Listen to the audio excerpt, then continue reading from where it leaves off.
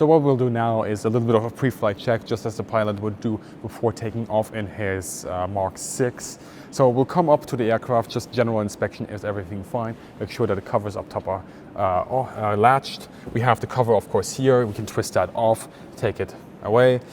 We check the gear, just normal stuff.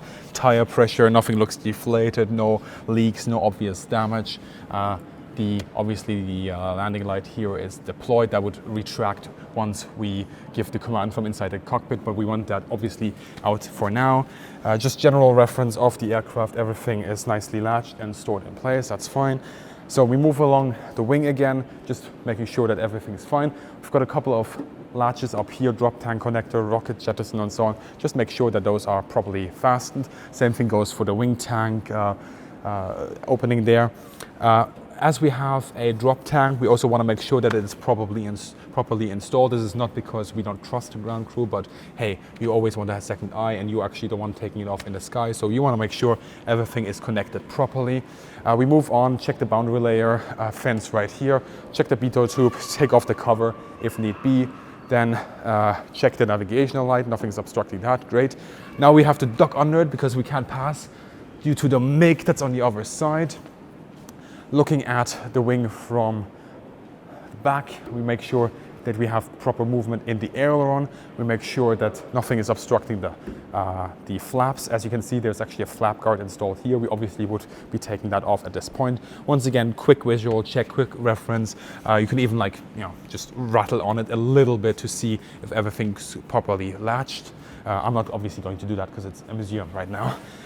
We want to check this wheel as well, this gear, making sure there is no visual damage, there's no leak, the tire pressure is proper. Going up again, making sure everything is properly fastened, everything works fine, excellent. Then we come to the air brake, and as you can see here, actually the air brake is slightly open, it's just ajar, and this could easily just pass the visual inspection of somebody on the ground. Obviously they do their job as well, but you never want to just take their word for it, so that obviously has to be checked. We come to the engine outlet, just quick check that it's free. We check that nothing is blocking the rudder. We don't really have access to it from here. Just make sure also the elevators are working. Come around, quick visual check here. Another air brake, make sure the hydraulics latches are in place. Again, this should really be closed for us to take off in. Another couple of latches, make sure everything is fine. Another inspection of the port flap and of the port aileron, as well as the gear that we have here and the drop tank. Now we have to duck under the wing at this moment because of the Hawk AA system right here. But we come around and we have another inspection of the navigational light right here. Moving along the leading edge, boundary fence once again looks fine. Drop tank, yeah, that looks properly installed. And we move along, quick visual inspection as well. And we come up in the front. Now, usually at this point, there would still be covers for the muzzles of the three M350 cals on either side.